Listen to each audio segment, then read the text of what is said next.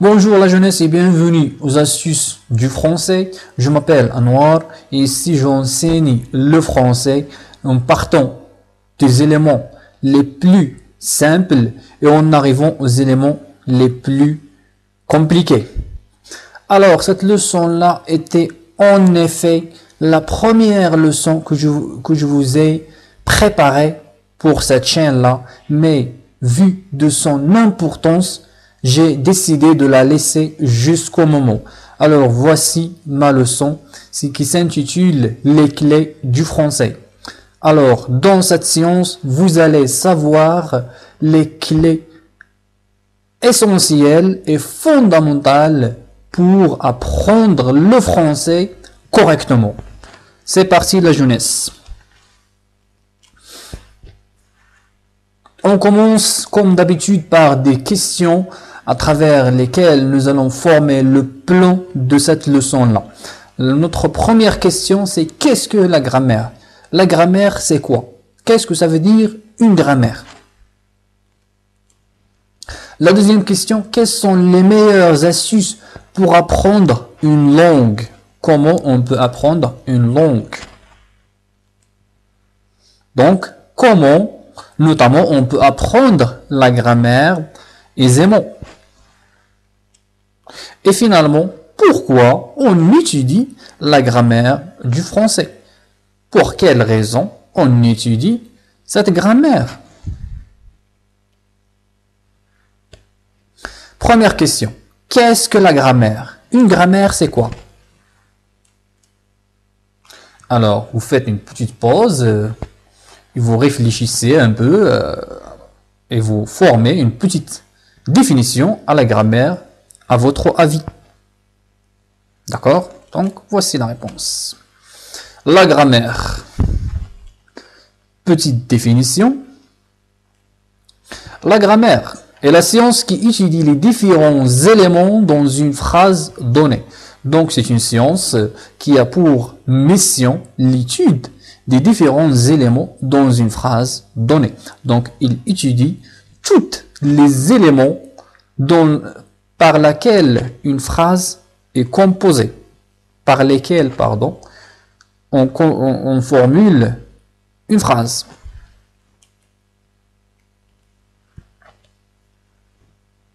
D'une manière générale, il exige en effet que l'apprenant ait des connaissances concernant la langue cible. Donc, si vous voulez apprendre le français, méfiez-vous qu'il faut que vous ayez un peu de connaissances. Mais de quelle connaissance on parle là? Eh bien, la jeunesse, on parle des connaissances très simples, c'est-à-dire les bases de la langue, à savoir la conjugaison, juste un peu de conjugaison, un peu de la syntaxe, un peu de la graphie, l'écriture, la prononciation. Il faut que vous savez enchaîner une phrase simple et correcte. Et donc, ce sont des éléments très simples.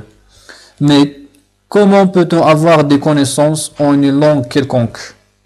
Comment est-ce qu'on peut avoir des connaissances en une langue quelconque?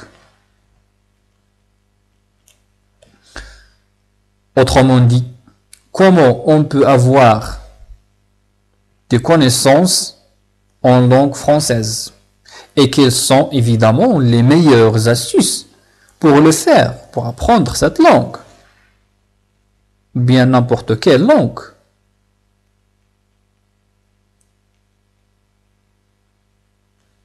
Voici la réponse. Les meilleures astuces pour apprendre une langue. Pour apprendre une langue quelconque, n'importe quelle langue du globe, qu'est-ce qu'on doit faire? Eh bien, on doit en effet savoir 3 astuces. Ces astuces-là sont fondamentales pour l'apprentissage de toutes les langues du globe. C'est logique, puisque celles-ci, ils sont tout simplement, premièrement, la lecture, deuxièmement, l'écoute Et troisièmement, la parole. Voilà les astuces, voilà les méthodes, voilà les clés du français. La lecture, l'écoute, et l'écoute, la parole, l'écriture. D'accord? L'écoute est très importante.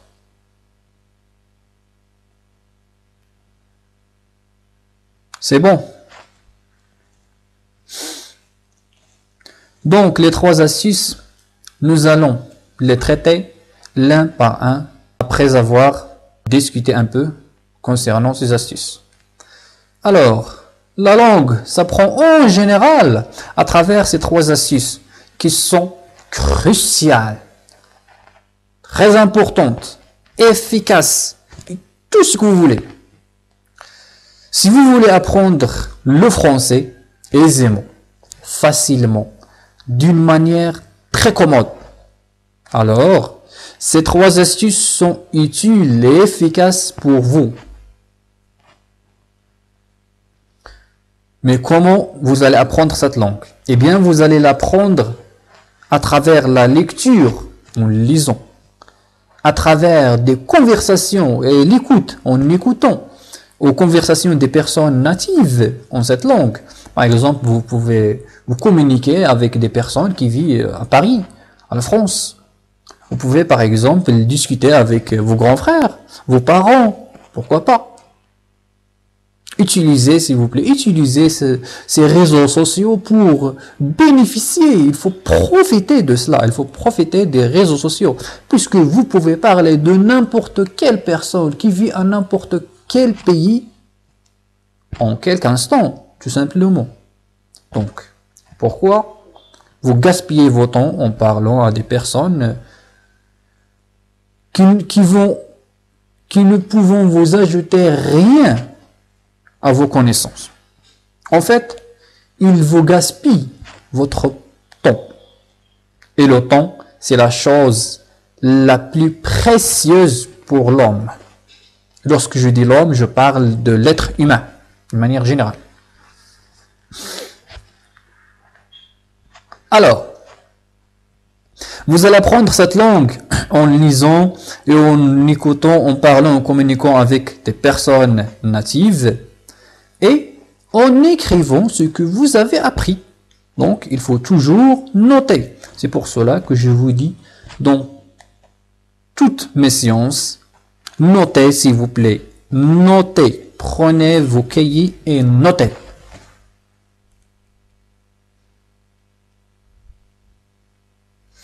La première astuce, c'est la lecture, puisque l'astuce est un nom féminin.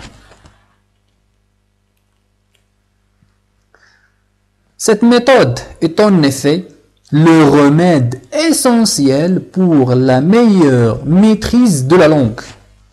Vous devez lire des petites histoires avec un style simple, tels que les contes et les nouvelles. En parlant des contes, je vous invite notamment à trouver ou bien à chercher les contes des frères Grimm.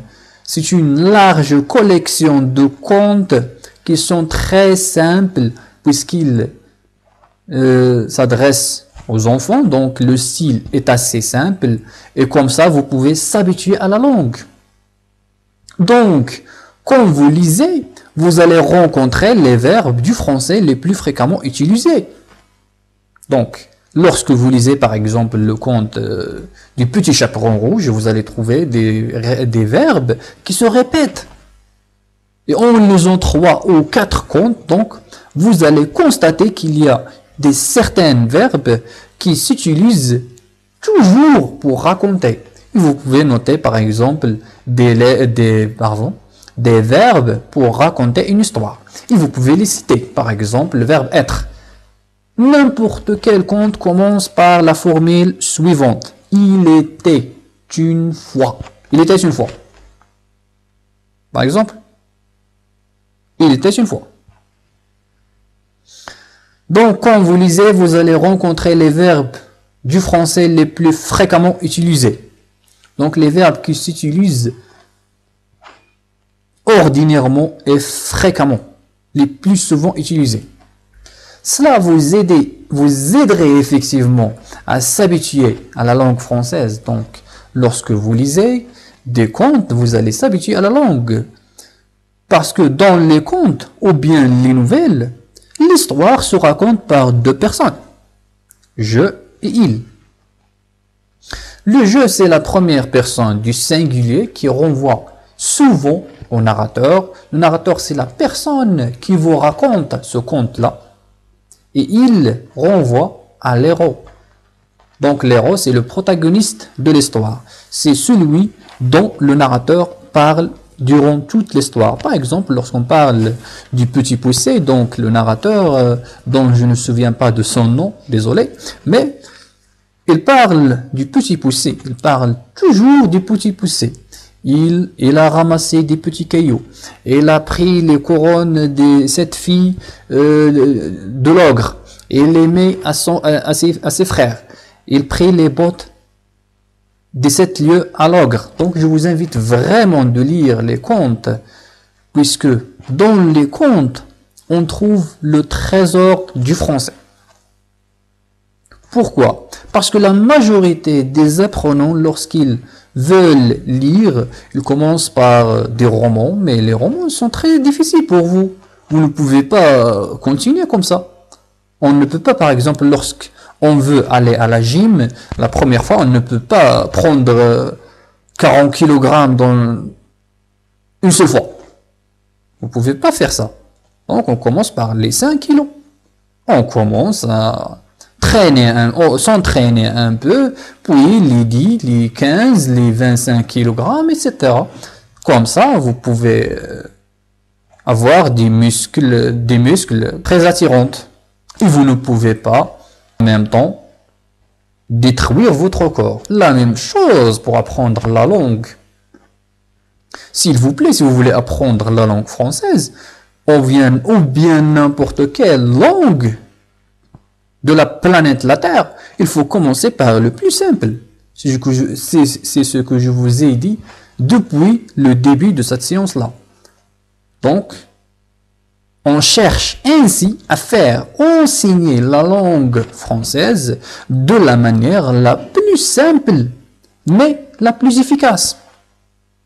Donc, en lisant ces histoires, vous allez avoir plus de connaissances sur la structure de la phrase française, son orthographe, donc la manière par laquelle on l'écrit, donc l'orthographe. Une orthographe, c'est-à-dire l'écriture. Sa syntaxe, la syntaxe, c'est-à-dire les formes grammaticales des verbes, c'est-à-dire la conjugaison. Et sa grammaire.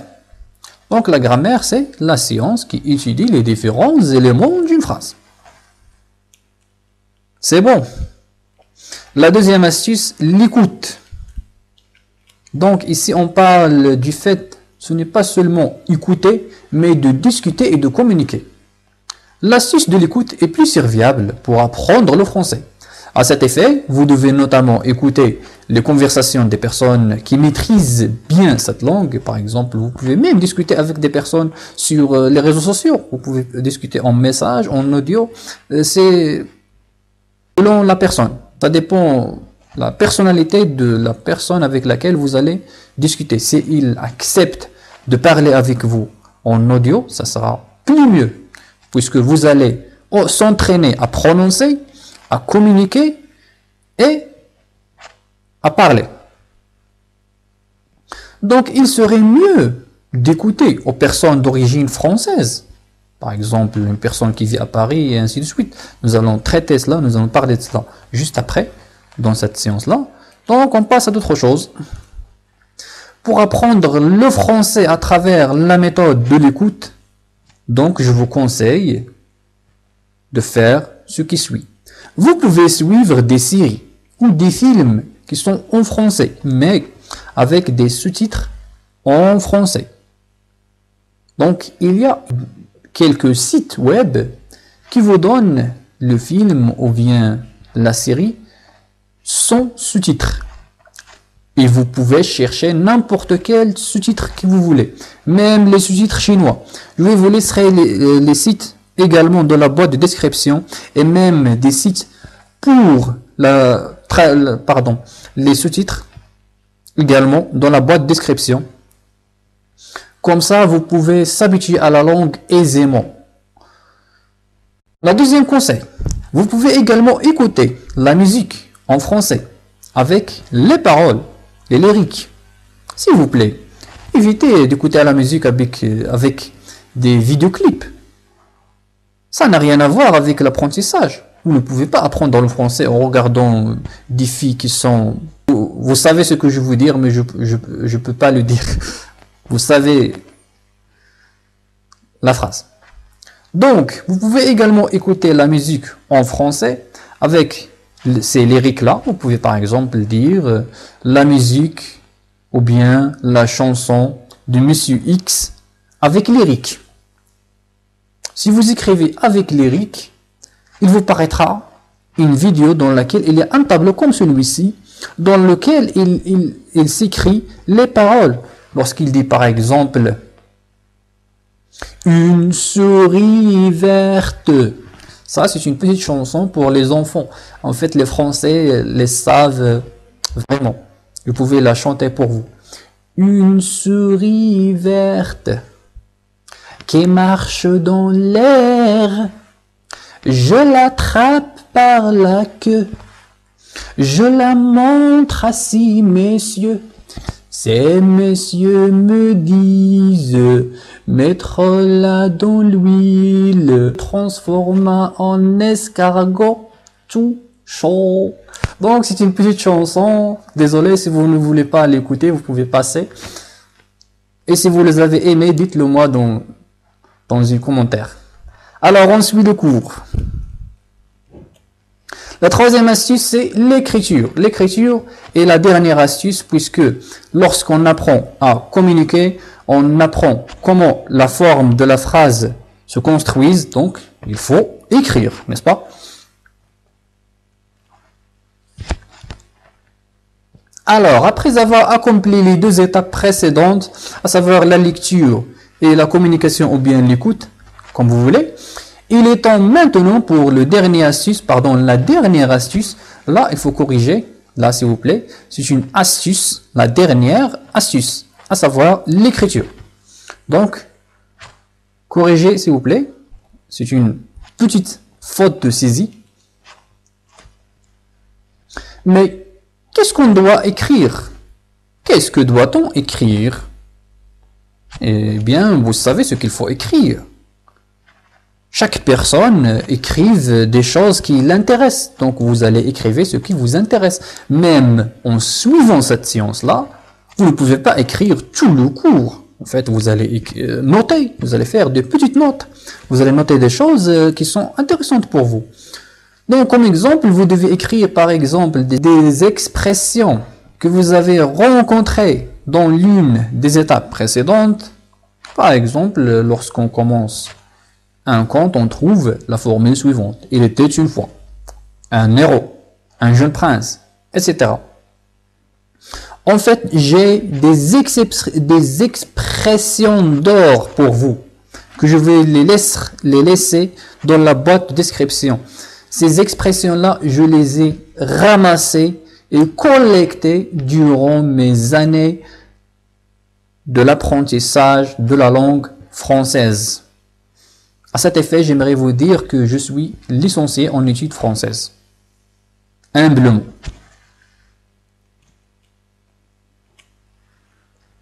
Comment on peut apprendre la grammaire facilement, aisément, comme vous voulez?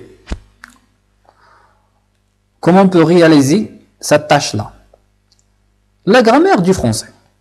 Après avoir lu quelques contes qui vous intéressent, d'écouter des personnes natives en français, et bien entendu d'écrire quelques expressions qui vous paraissent utiles et intéressantes et importantes. Maintenant, il est temps donc pour s'intéresser à la grammaire du français. Donc, après avoir s'habitué à la langue et su comment construire une phrase française, donc il est temps pour s'intéresser à la grammaire. L'apprentissage de celle-ci serait maintenant très facile pour vous, puisque vous avez tellement d'expérience avec le français. Donc, vous êtes maintenant habitué à la langue française. Grâce à quoi? Grâce à cette expérience, vous pouvez comprendre les explications ainsi que les exemples aisément. D'accord? Donc, après que vous allez lire un conte ou bien deux, vous pouvez reprendre cette séance-là. Vous allez comprendre de quoi je vous ai parlé depuis le début de la séance. Peut-être que vous n'allez pas apprendre quelques parties de cette leçon-là. Pourquoi? Et peut-être que parce que vous n'avez pas encore habitué à la langue française. Franchement. Si vous avez fait beaucoup d'efforts avec la lecture, l'écoute et l'écrit, vous trouverez les explications des règles de la grammaire très simples à comprendre. Ça, c'est évident, c'est logique. En fait, il y a un proverbe qui dit, écoutez bien, on ne peut pas apprendre que ce qu'on sait déjà. Donc, on ne peut apprendre que ce qu'on sait déjà. C'est-à-dire, si on veut faire n'importe quoi dans ce globe, il faut qu'on ait un peu de connaissance concernant cette chose-là. Si vous voulez par exemple faire de la pêche, si vous voulez pêcher des poissons, donc vous allez savoir qu'il vous faut quelque chose, il vous faut des instruments, un petit matériau pour cela. C'est ça. Si vous voulez par exemple apprendre une langue de programmation, donc vous devez savoir quelques informations concernant cette langue, quelques inputs, comme ils les appellent. D'accord? Alors, si on a déjà de l'expérience avec la langue française, les explications des règles de la grammaire seront ainsi très commodes et ils feront du sens. D'accord? Pour mieux apprendre la grammaire du français, je vous suggère notamment de chercher des livres de grammaire qui se focalisent sur l'explication des règles en donnant juste un ou deux exemples seulement. Donc, ce qui est important, c'est les explications. C'est la même chose que j'ai suivi durant tous mes leçons. Je vous donne peu d'exemples et peu d'explications.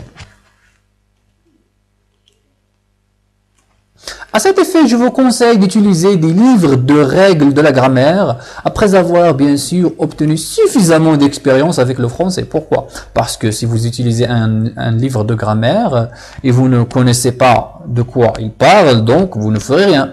Donc il vous faut lire de petits contes qui sont écrits d'une manière très simple. En fait, je vous suggère de lire les contes. Pourquoi? Parce que, premièrement, le style est très simple. Deuxièmement, vous allez s'habituer à la langue et finalement, il y a toujours dans les contes populaires, quoi? Il y a des conseils.